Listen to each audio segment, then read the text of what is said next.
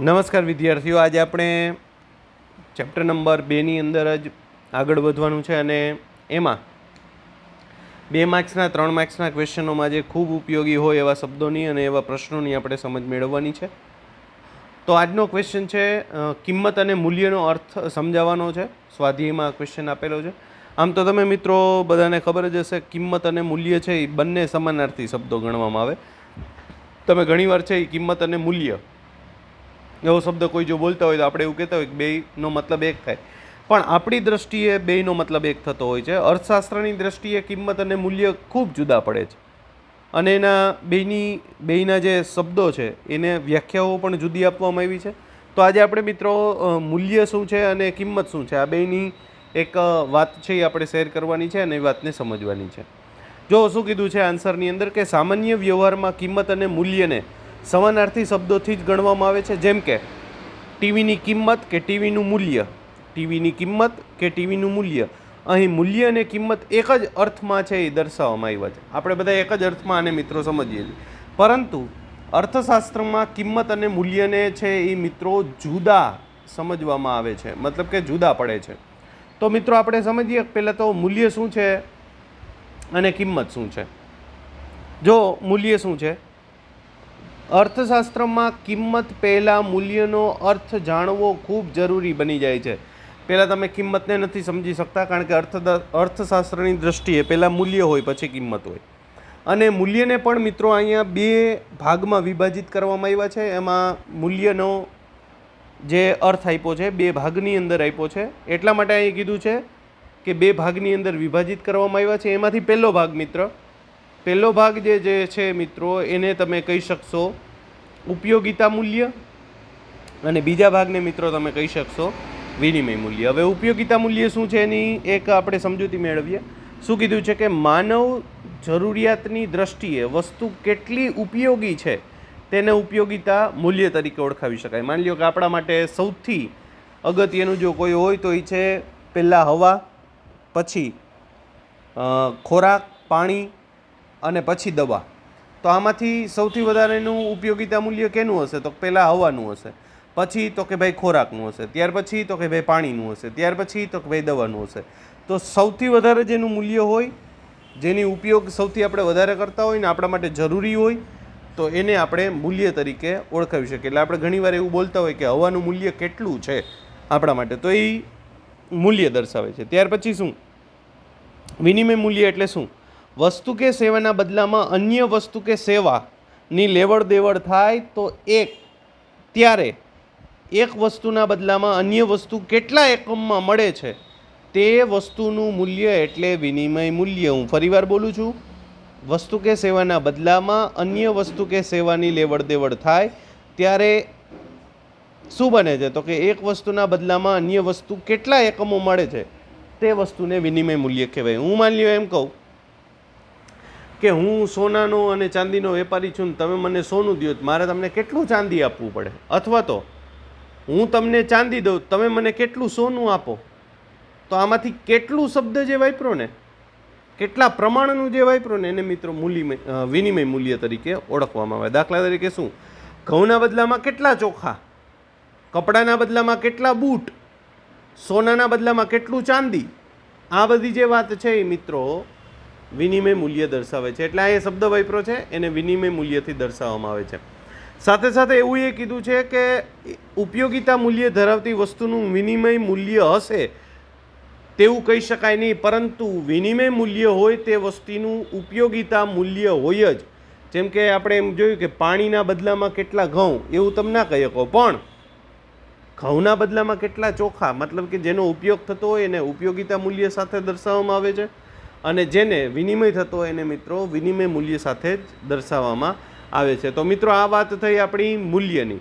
હવે આપણે વાત કરવાની છે કિંમતની. કિંમતના એવા કોઈ ભાગ મિત્રો પાડવામાં આવ્યા નથી. ખાલી કિંમત એટલે શું? તો કે જેમ વસ્તુનું મૂલ્ય છે એટલે કે વસ્તુની કિંમત નથી, પરંતુ કિંમત એટલે જો ભાઈ અહીંયા કીધું છે કે હવાનું મૂલ્ય ઘણું બધું હોય પણ એની કિંમત નક્કી ના થાય કે કેટલા રૂપિયાની આપણે હવા લીધી, એવું નક્કી ના થાય. પરંતુ કિંમત એટલે વસ્તુના બદલામાં ચૂકવવામાં આવતા નાણાકીય એકમો.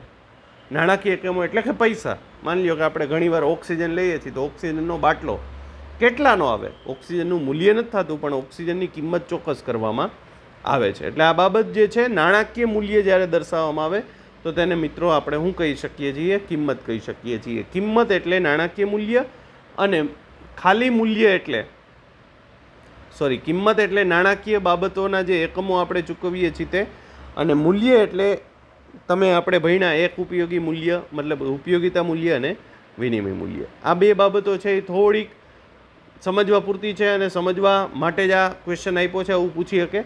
અહીં અર્થશાસ્ત્રના અભ્યાસમાં જ્યાં જ્યાં મૂલ્યનો ઉલ્લેખ થયો હોય ત્યાં વસ્તુ વિનિમય મૂલ્યના સંદર્ભમાં વાપરવામાં આવે છે તેમ માનવું. જ્યારે કિંમતનો અર્થ છે વસ્તુ કે સેવાનો વિનિમયનો અર્થ ચૂકવવામાં આવતા નાણાકીય મૂલ્યના એકમો એટલે કિંમત. જો અહીંયા શબ્દ વાપરો છે વસ્તુ કે સેવાના વિનિમય અર્થે ચૂકવવામાં આવતા નાણાકીય મૂલ્યના એકમો એટલે કિંમત. આ બે વસ્તુ જે મિત્રો આપણી હતી ખૂબ અગત્યની હતી. ત્યાર પછી નેક્સ્ટ આપણે ક્વેશ્ચન સમજવાનો છે વસ્તુના પ્રકારો જણાવી, વપરાશી વસ્તુ અને ઉત્પાદક વસ્તુ. જો કે મિત્રો આપણે વસ્તુના પ્રકારો ઘણા બધા આપ્યા છે, એની વાત આપણે આખા મોટા ક્વેશ્ચનોની અંદર કરશું. અત્યારે આપણે સંપત્તિનો અર્થ એક જોઈ લઈએ કે સંપત્તિ મિત્રો આપણે કેને કહી શકશું. તો કે ક્વેશ્ચન છે સંપત્તિના પ્રકારો જણાવી રાષ્ટ્રીય સંપત્તિ અને આંતરરાષ્ટ્રીય સંપત્તિનો ખ્યાલ ઉદાહરણ આપી સમજાવવાનો છે. ખૂબ અગત્યનો ક્વેશ્ચન કહી શકાય મિત્રો આને, અને જાણશું આપણે સંપત્તિ શું છે. તો કે એનો અર્થ સમજીએ મિત્રો. સંપત્તિ એટલે શું? જે વસ્તુની અછત હોય મતલબ કે ખૂટી જતી હોય, જે વસ્તુમાં તૃષ્ટિગુણ હોય મતલબ કે એમાંથી સંતોષ મળતો હોય, વિનિમય પાત્ર હોય જેમાંથી આપણે લેવડ દેવડ કરી શકતા હોય, તથા જેનો માલિકી હક પ્રાપ્ત થઈ શકતો હોય એને આપણે મિત્રો સંપત્તિ કહી શકીએ. આગળના વિડીયોમાં આપણે મિત્રો જોયું હતું અને સમજ્યું હતું. ફરીવાર બોલું છું હું.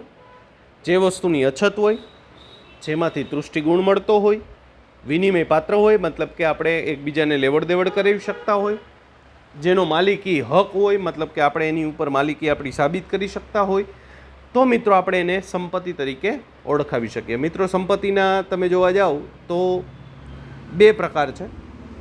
એમાંથી પહેલો વ્યક્તિગત અને સાર્વજનિક. સાર્વજનિક મતલબ કે સામાજિક. વ્યક્તિગત સંપત્તિ એટલે શું? તો કે વ્યક્તિગત સંપત્તિ એટલે એવું કહી શકો કે જેની ઉપર એકને એક વ્યક્તિનો જ, વ્યક્તિગત સંપત્તિનો અર્થ બોલું છું, જે સંપત્તિમાં ખાલી માત્ર એક જ વ્યક્તિનો માલિકી હક લાગતો હોય તો તેને આપણે વ્યક્તિગત સંપત્તિ કહી શકશું. અને સામાજિક સંપત્તિ એટલે શું?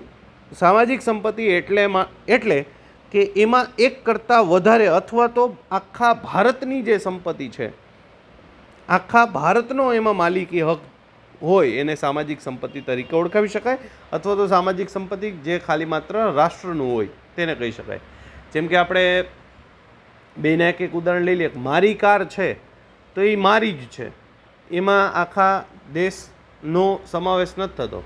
પણ હું તમને એમ કહું કે રાષ્ટ્રીય ધોરીમાર્ગો જે રસ્તાઓ છે એ મારા એકલાના નથી હોતા મિત્રો, એમાં સાર્વજનિક બધાનો સમાવેશ થતો હોય છે. એટલે આ બાબત થઈ વ્યક્તિગત સંપત્તિ અને સામાજિક સંપત્તિની. પણ આપણે ક્વેશ્ચનમાં હું કીધું એ કે તો કે રાષ્ટ્રીય સંપત્તિ અને આંતરરાષ્ટ્રીય સંપત્તિ મિત્રો કેને કહેવાય એની આપણે ચર્ચા કરવાની છે. તો આપણે જોઈ લઈએ પહેલાં રાષ્ટ્રીય સંપત્તિ અને આંતરરાષ્ટ્રીય સંપત્તિ શું છે. તો કે સંપત્તિને ભૌગોલિક વિસ્તારની દ્રષ્ટિએ બે ભાગમાં વહેંચવામાં આવી છે. ભૌગોલિક દ્રષ્ટિ એટલે દેશની સીમાઓ. તો આપણે રાષ્ટ્રીય એટલે સમજ્યા હતા કે દેશની સીમાની અંદર, અને આંતરરાષ્ટ્રીય આપણે સમજ્યા હતા કે દેશની સીમાની બહાર. આવી બે પ્રકારની સંપત્તિ હોય. દાખલા તરીકે દેશમાં આવેલી નદી છે, દેશમાં આવેલા પર્વતો છે, ખાણો છે, રણ છે, જંગલો છે, ઐતિહાસિક ઇમારતો છે, આ બધી રાષ્ટ્રની સંપત્તિ છે જેની માલિકી રાષ્ટ્રની હોય છે. એટલે આ બાબતને તમે રાષ્ટ્રીય સંપત્તિ તરીકે ઓળખાવી શકો. અને આનાથી ઊંધું, આનાથી ઉલટું આંતરરાષ્ટ્રીય સંપત્તિ કેને કહેવાય? તો કે ભાઈ આંતરરાષ્ટ્રીય સંપત્તિ એટલે આપણી દેશની સીમાની બહાર હોય તો એને મિત્રો આપણે આંતરરાષ્ટ્રીય સંપત્તિ તરીકે ઓળખાવી શકીએ. આજે એ જ રીતે સંપત્તિની માલિકી, વપરાશ કરવાનો હક કોઈ એક દેશના બદલે સમગ્ર વિશ્વના દેશોનો હોય તો તેને મિત્રો આપણે આંતરરાષ્ટ્રીય સંપત્તિ તરીકે ઓળખાવી શકીએ. દાખલા તરીકે એમાં એક એક્ઝામ્પલ આપ્યું છે કે દરેક દેશને વૈશ્વિક કાયદા દ્વારા નિયત કરેલી જળ સીમાઓથી બહારની જળ સંપત્તિ આંતરરાષ્ટ્રીય સંપત્તિ છે. જેમ કે આપણે ચીનમાંથી નદીઓ વહેતી હોય ને આપણા દેશમાં આવતી હોય તો એનું પાણી આપણે પણ વાપરીએ છીએ, એ પણ વાપરે છે. તો એ જળ સંપત્તિ છે એ મિત્રો આંતરરાષ્ટ્રીય સંપત્તિ તરીકે ઓળખાવી શકાય, જેનો ઉપયોગ વિશ્વના બધા જ દેશો છે એ મિત્રો કરી રહ્યા છે.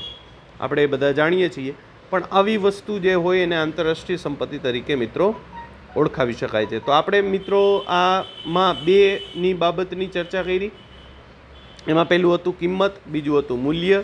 ત્યાર પછી સંપત્તિના બે પ્રકારો હતા, વ્યક્તિગત સંપત્તિ, એક સામૂહિક સંપત્તિ, રાષ્ટ્રીય સંપત્તિ અને આંતરરાષ્ટ્રીય સંપત્તિ.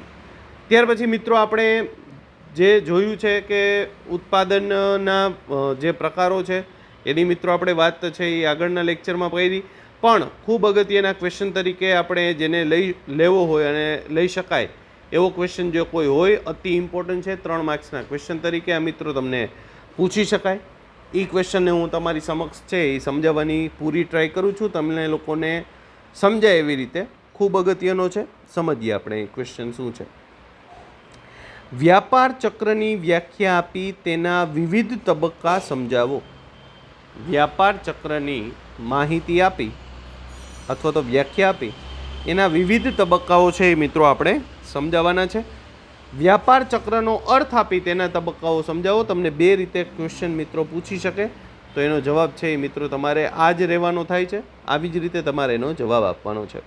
હવે મિત્રો આ વ્યાપાર ચક્ર એટલે શું, તમને બધાને જસ્ટ મિત્રો ખાલી એવી ખબર જ હશે, છતાં હું અહીંથી બોલું છું કે અર્થતંત્રની અંદર જેટલા પણ ઉદ્યોગો ચાલે છે, જેટલી પણ માહિતીઓ છે એ ફરતી હોય છે અર્થતંત્રની, એમાં તમે જોતા હશો તો ક્યારેક છે એ તમે એવું સાંભળતા હશો કે અત્યારે ધંધામાં તેજી છે. પછી તમે એવું એ સાંભળતા હશો તો કે ભાઈ અત્યારે ધંધામાં મંદી છે. તો આ તેજી અને મંદી આવવાને કારણે આપણું વ્યાપાર કરવાનું ચક્ર છે ને એ દિવસે ને દિવસે ફરતું હોય, અથવા તો અમુક સમય પછી ફરતું હોય. તો આજે અમુક સમય પછી આપણે જે ચક્ર ફેરવીએ છીએ, ક્યારેક મંદી ક્યારેક તેજી, આવા જે અર્થતંત્રમાં પરિવર્તનો આવે ને મિત્રો, આર્થિક પરિવર્તનો જે આવે ને એને તમે વ્યાપાર ચક્ર તરીકે ઓળખાવી શકો. પણ આપણે જોઈએ હેબર, લર્ન, હોર્ટે, આ બધા એ છે અર્થશાસ્ત્રીઓ છે, એને વ્યાપાર ચક્રની વ્યાખ્યા છે એ મિત્રો જુદી જુદી આપી છે. એ વ્યાખ્યાઓની ચર્ચા કરીએ અને એના તબક્કાઓ શું છે એની ચર્ચા કરીએ. તો કે સામાન્ય રીતે વ્યાપાર ચક્ર એટલે, જવાબ છે અહીંથી શરૂ થાય છે.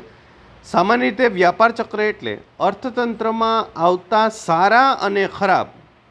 સારા એટલે મિત્રો તેજી કહેવાય, ખરાબ એટલે મંદી કહેવાય. સારા અને ખરાબ ચડાવ ઉતાર કે જેને હિસાબે તેજી અને મંદી સર્જાય છે, જેને આપણે તેજી અને મંદી તરીકે ઓળખીએ છીએ, આને આપણે મિત્રો શું કહી શકીએ છીએ, વ્યાપાર ચક્ર તરીકે ઓળખાવી શકીએ છીએ. એક પહેલી વ્યાખ્યા હતી, સામાન્ય વ્યાપાર ચક્રની વ્યાખ્યા હતી, જે તમારે યાદ રાખવાની છે. ત્યાર પછી હેબર લરના મતે શું કીધું છે કે તો ભાઈ એવું કીધું છે કે અર્થતંત્રને એક પછી એક આવતા, અર્થતંત્રમાં એક પછી એક આવતા સારા અને ખરાબ આર્થિક પરિવર્તનો એટલે વ્યાપાર ચક્ર. સારા અને ખરાબ, તેજી અને મંદીના કારણે જે પરિસ્થિતિ સર્જાય છે એને તમે મિત્રો વ્યાપાર ચક્રથી ઓળખાવી શકો.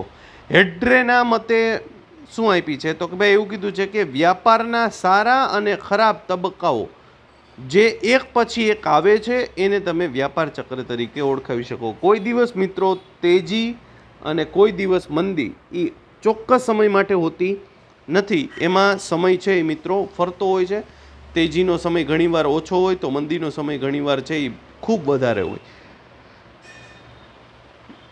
ત્યાર પછી શું કીધું છે કે અર્થતંત્રમાં ઘણા આર્થિક પરિવર્તનો ભાગ ભજવે છે. આ પરિવર્તનો અથવા તો આ પરિબળો હકારાત્મક અસર અર્થતંત્રને સારા પરિણામો આપે છે, મતલબ કે તેજી કહેવાય છે, એટલે કે એને તમે તેજી કહી શકો. તો આની ઉપરથી કહી શકાય કે તેજી એટલે શું, તો તમને પૂછે તેજી એટલે શું તો તમારે જવાબ આપવાનો અર્થતંત્રના સારા અથવા તો હકારાત્મક જે પરિબળો છે એને તમે તેજી કહી શકો. ને આનાથી ઊંધું, આનાથી ઉલટું કે જે પરિવર્તનો નકારાત્મક અસર આપે છે અને ખરાબ પરિણામો આપે છે એને મિત્રો આપણે શું કહી શકીએ છીએ? મંદી કહી શકીએ. એટલે હકારાત્મક પરિબળોને તેજી કહેવાય, નકારાત્મક પરિબળોને મિત્રો મંદી કહેવાય. હવે તેજી અને મંદીમાંથી મિત્રો શું ઉદ્ભવે છે એની આપણે વાત કરીએ. જો એક ચક્રથી આપણે મિત્રો શરૂ કરીએ. માની લ્યો કે અત્યારે તેજી છે, માની લ્યો, જસ્ટ માનવાનું છે, ખરેખર તો તંત્ર કંઈક જુદું છે, પણ માની લ્યો કે અત્યારે તેજીનો તબક્કો છે, તો તેજી આવવાનું કારણ શું હોઈ શકે? તો કે ભાઈ તેજી આવવાનું મુખ્ય કારણ હોઈ શકે કે માંગ છે એ વધે છે. માંગ એટલે વસ્તુની માંગ, વસ્તુ વધારે પ્રમાણમાં વેચાય. જ્યારે વધારે પ્રમાણમાં મિત્રો માંગ થાય ત્યારે એ વસ્તુનું તમારે વધારે પડતું શું કરવું પડે? ઉત્પાદન કરવું પડે. વધારે પડતું ઉત્પાદન કરવું પડે તો આપણે સિમ્પલ લોજિકથી સમજી શકીએ કે જે વસ્તુ જ્યાં ફેક્ટરીમાં બને છે ત્યાં લોકોની જરૂરિયાત, માણસોની જરૂરિયાત વધારે પડશે, અને માણસોની જરૂરિયાત જ્યાં વધારે પડશે ત્યાં રોજગારી વધશે. ફરીવાર રોજગારી વધવાથી મિત્રો શું થાય? તો કે રોજગારી વધવાથી લોકો પાસે રૂપિયા આવે, પૈસા આવે, નાણાં આવે. આનો લોકો શું કરે? તો કે ભાઈ આનો લોકો છે એ પોતાની જરૂરિયાત સંતોષવા માટે એનો ઉપયોગ કરે. તો ફરીવાર જ્યારે કોઈ પણ વસ્તુનો એ ઉપયોગ કરશે ત્યારે એ વસ્તુ માર્કેટમાંથી ખરીદશે તો એ વસ્તુનું શું થશે? એકમ છે એ વધારે વેચાશે. તો આવી રીતે તમે જોશો તો આ સ્ટેપ બાય સ્ટેપ છે એ વધતું જ જાય. તો આની ઉપરથી કહી શકાય કે તેજી છે એ આવી. એટલે કીધું છે કે તેજીનો તબક્કો એટલે શું? તો કે અર્થતંત્રમાં આર્થિક પ્રવૃત્તિઓ તેની શ્રેષ્ઠ પરિસ્થિતિમાં હોય. શ્રેષ્ઠ પરિસ્થિતિમાં હોય મતલબ કે સારા તબક્કે હોય, શ્રેષ્ઠ પરિસ્થિતિમાં હોય. તેજીના સમયમાં ઊંચી જોવા મળે છે. ઊંચી રોજગારીના દરને કારણે નફો વધે છે માણસોનો. નફો વધવાને કારણે રોજગારી વધે છે. રોજગારી વધવાના કારણે આવકમાં શું થાય છે? વધારો થાય છે. અને આવકમાં વધારો થાય તો શું થાય છે? માંગ વધે છે. જે તે વસ્તુની શું કરવામાં આવે છે? માંગ વધે છે. અને માંગ વધવાથી ઉત્પાદનમાં વધારવાની જરૂરિયાત ઊભી થાય છે. આમ આવું સતત ચાલતું જે ચક્ર છે એને તેજીનું ચક્ર કહેવાય. ફરીવાર બોલું, રોજગારી વધે. શું કામ વધે? તો કે ભાઈ તેજી છે. રોજગારી વધે તો શું વધે મિત્રો? નફો વધે. નફો વધે તો મિત્રો શું વધે? લોકોની આવક વધે. આવક વધે તો અસરકારક માંગ વધે. અસરકારક માંગ એટલે લોકો વસ્તુઓ ખરીદે. વસ્તુઓ ખરીદે તો ઉત્પાદન વધારે કરવું પડે, અને ઉત્પાદન વધારે કરવું પડે તો ફરીવાર આપણે પહેલાં જોયું હતું એમ તેજીનો સમય છે મિત્રો ત્યાં આવતો હોય છે. એટલે આ તેજીના કારણે મિત્રો આ પરિસ્થિતિ છે એ જોવા મળતી હોય. ફરીવાર પહેલો તબક્કો વ્યાપાર ચક્રનો પહેલો જો કોઈ તબક્કો હોય છે તો એ છે તેજી. પણ મિત્રો તેજી છે એ અમુક સમય પૂરતી જ ચાલતું હોય. પછી શું થાય? એમાં ઓટ આવે. મતલબ ઓટ આવે એટલે શું? તો કે તેજી જે પરિસ્થિતિમાં હોય એમાં થોડો ઘટાડો થાય તો એને આપણે શું કહી શકીએ? ઓટ કહી શકીએ. પણ જો એ ઘટાડો થવાના મુખ્ય કારણો શું હોઈ શકે? તો કે ઓટના કારણો મિત્રો શું હોઈ શકે? તો કે ભાઈ ઓટના કારણો હોઈ શકે કે તેજીના સમયમાં બધા લોકોએ શું કરી નાખ્યું હોય છે? મૂડીરોકાણ કરી નાખ્યું હોય. હવે મૂડીરોકાણ વધે તો શું થાય મિત્રો? ઉત્પાદનના સાધનોની માંગ વધે. ઉત્પાદનના સાધનો એટલે જમીન, મૂડી, શ્રમ, નિયોજક. એમાં આપણે સાધનોની માંગ વધે. હવે માંગ વધે તો મિત્રો શું થાય? તો ભાઈ માંગ વધતા તેમની કિંમતમાં વધારો થાય. સ્વાભાવિક વસ્તુ છે. લોકોની જેમ કે આપણે સેનિટાઈઝરની જ વાત કરીએ. સેનિટાઈઝર છે એટલે એ મેડિકલનો હાવ નકામો દીકરો કહેવાતો. નકામો દીકરો મતલબ કે એની માંગ હતી જ નહીં. પરિસ્થિતિ એવી થઈ કે એની માંગ ઊભી થઈ એટલે સેનિટાઈઝર છે એ મેડિકલનો કમાવ દીકરો થઈ ગયો. કમાવ દીકરો મતલબ કે એમાંથી જ સૌથી વધારે નફો મળ્યો. હવે થશે શું? તો એ સેનિટાઈઝર જેટલા 20 રૂપિયાનું મળતું એના કદાચ લોકડાઉન દરમિયાન કે જ્યારે એની માંગ હતી ત્યારે એના 40 રૂપિયા લેવામાં આવતા. તો સ્વાભાવિક વસ્તુ છે, લોકો શું કરશે? કિંમત વધવા માંડે એમ લોકો એને ખરીદવાનું ઓછું કરી દે. જરૂરિયાત હોય તો ખરીદે, બાકી ખરીદવાનું ઓછું કરી દે. એટલે શું કીધું? સાધનોની કિંમત વધતા નફાકારકતા ઘટશે. અને નફો ઘટે એટલે વળી પાછું શું થાય? આપણે વાત કરી હતી એ મુજબ નફો ઘટે તો મિત્રો આપણે મૂડીરોકાણ એ શું કરીશું? એની અંદરથી ઓછું કરશું. હવે મૂડીરોકાણ ઘટે તો આપણે બીજા લોકોને, તમે જો બીજી બાજુ છે એ લોકો છે એ વપરાશનો દર છે એ ઘટાડશે. કારણ કે આપણે સેનિટાઈઝર છે એ મોંઘું મળે તો આપણે ઓછું વાપરતા હોય. તેથી આર્થિક પ્રવૃત્તિઓ શું થાય છે મિત્રો?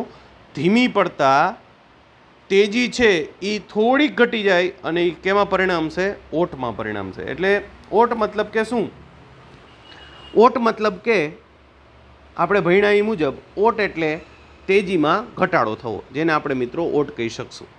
બરાબર, આ વાત હતી આપણી ઓટની. તો પહેલો તબક્કો આપણે જોયો મિત્રો, તેજી કહેવાય. બીજો એમાં ઓટ આવે, અને ઓટ છે એ ધીરે ધીરે ધીરે ધીરે ઘટતી જ જાય, મતલબ કે તેજી ઘટતી જ જાય, અને તેજી મિત્રો સાવ ઘટી જાય એટલે આપણે તંત્રની અંદર જોઈએ એ પ્રમાણે શું આવી જાય છે મિત્રો, મંદી આવી જતી હોય છે. હવે મંદીને સમજીએ, મંદી કયા કારણોસર આવતી હોય છે? તો કે ઓટના સમયમાં માંગ ઘટતા પુરવઠામાં શું થાય છે, વધારો થાય છે. પુરવઠામાં વધારો એટલે જે વસ્તુ ઓછી કિંમતે હોય તો પુરવઠો વધે, મતલબ કે વસ્તુ છે એ માર્કેટમાં વધારે પ્રમાણમાં વેચશે, તેથી તેની કિંમતમાં શું થાય છે, ઘટાડો. જો ભાઈ આજ આગળ આપણે વાત કરી હતી એનાથી થોડુંક ઉલટું છે. પુરવઠામાં વધારો થાય તો એની કિંમત છે એ ઘટે, કિંમત ઘટે તો નફો ઘટે, નફો ઘટતા મૂડીરોકાણ અને રોજગારી પણ પ્રમાણમાં ઘટે, કારણ કે નફો ન થતો હોય તો લોકો છે એ લોકોને રોજગારી આપે નહીં. હું આમ બોલ્યો, લોકો છે એ લોકોને રોજગારી ન આપે, લોકો મતલબ કે માલિકો છે એ કર્મચારીઓને રોજગારી નહીં આપે, જેનું એક્ઝામ્પલ છે એ તમે મિત્રો લોકડાઉન દરમિયાન જોઈ શકાશો. જ્યારે પણ જરૂરિયાત નહોતી ત્યારે કર્મચારીઓને છે ત્યાંથી છૂટા કરી દેવામાં આવ્યા છે. અર્થતંત્રમાં ઘટાડાને કારણે માંગ વધુ ઓછી થાય છે, મતલબ કે માંગના પરિબળો છે એ વધતા ઘટતા હોય ને આ સ્થિતિને તમે શું કહી શકો છો મિત્રો, મંદી તરીકે ઓળખાવી શકો છો. આ મંદીની વ્યાખ્યા પણ તમે કહી શકો, અને મંદીને તમે આ રીતે પ્રેઝન્ટ પણ કરી શકો. હવે સ્વાભાવિક વસ્તુ છે મિત્રો, આપણે ભણ્યા એ મુજબ કે પહેલાં તેજી આવે, પછી ઓટ આવે, ત્યાર પછી મંદી આવે, અને મંદીની સ્થિતિમાં મિત્રો શું થતું હોય કે બધું એટલે બધું સ્ટેબલથી ને પણ નીચી કક્ષાએ ચાલતું હોય. એમાં પછી રોજગારી હોય, મૂડીરોકાણ હોય, પણ પછી શું કરવું પડે, કોઈ પણ ધંધાએ છે એ મિત્રો મંદી આવ્યા પછી એમાં સુધારા લઈ આવવા પડે. સુધારા મતલબ કે કેવા કેવા પરિવર્તનો લઈ આવીએ તો મંદીની સ્થિતિમાંથી મિત્રો બહાર નીકળી શકાય. તો કે અર્થતંત્રમાં મંદી પ્રવર્તમાન હોય ત્યારે ઘણીવાર આપમેળે અથવા તો સરકારની નીતિના કારણે અસરકારક માંગ વધે એવા પ્રયત્નો છે એ કરવામાં આવતો હોય. ખાસ કરીને જુઓ તો મેં આ આત્મનિર્ભરનું એક પેકેજ જાહેર કરવામાં આવ્યું, તો એ મંદીના કારણે જ કરવામાં આવ્યું. શું કામ? તો ભાઈ મંદીના કારણે જ્યારે આ પરિસ્થિતિ હોય ત્યારે સરકારે પણ વિચારવું પડે કે દેશને જ્યારે મંદીની સ્થિતિમાંથી કાઢવો હોય તો શું કરી શકાય. તો કે ભાઈ લોકોને થોડા એવા રૂપિયા આપો જેથી કરીને એ પોતાની માંગ વધારે, જેથી કરીને મૂડીરોકાણ વધે. આવું બધું જો કરવાથી સુધારા આવતા હોય તો ફરી વખત પાછી છે એ તેજી મિત્રો મળી શકતી હોય છે. એટલે માંગ વધે, માંગ વધતા નફાની આશા સર્જાય, ઉત્પાદનના સાધનોને કામ મળે, તેથી તેમની આવકમાં શું થાય છે મિત્રો, વધારો થઈ શકે, અને આવક વધતા માંગ પણ વધે છે. આમ અર્થતંત્રમાં સુધારા તરફ છે એ ગતિ કરી શકાય અને ફરી પાછી તેજી આવી શકે. જો ભાઈ કોઈ પણ પરિસ્થિતિ છે એ એક સમય અને એક ધારી રહેતી નથી, એમાં ફરજિયાત સુધારા કરવા પડે. તો પહેલો તબક્કો થયો છે આપણો મિત્રો તેજી, પછી એમાં ઓટ આવે, ત્યાર પછી મિત્રો એમાં મંદી સર્જાય, અને મંદી સર્જાવાથી આપણે એમાં શું કરીએ છીએ, સુધારા લઈએ છીએ. આપણા ધંધાની બાબતની એ ચર્ચા કરી, આ દેશ બાબતની ચર્ચામાં તો આપણે વિચાર્યું, પણ ધંધાની બાબતમાં પણ આ રીતે કરી શકાય. સાથે સાથે કીધું છે આ ઉપરાંત 4 તબક્કાઓ માટેના પરિવર્તનો મુખ્ય માંગ અને પુરવઠા આધારિત બજારના વધારે અસર તમને જોવા મળશે. અને આપણે આના પછીનું જે ચેપ્ટર જોવાના છીએ માંગ, અને એના પછીનું ચેપ્ટર મિત્રો આપણે જોવાના છીએ પુરવઠો. એની અંદર આપણે તેજી અને મંદીના કારણો છે મિત્રો જોશું. તો મિત્રો આ વિડીયો દરમિયાન આપણે 3 ક્વેશ્ચનો ભણ્યા. એમાંથી પહેલો ક્વેશ્ચન આપણે ભણ્યા કિંમત અને મૂલ્ય વિશેની વાત, બીજો સંપત્તિ અને એના પ્રકારોની વાત, અને ત્રીજો અતિ ઇમ્પોર્ટન્ટ જે ક્વેશ્ચન છે એ છે આપણો વ્યાપાર ચક્રની વાત. તો હું આશા રાખું છું કે તમને બધાને ખૂબ સારી રીતે આ બાબત સમજાણી હશે. જો તમને આ બાબત ન સમજાણી હોય તો તમે મને ફોન અથવા તો મેસેજ મિત્રો કરી શકો છો. આભાર.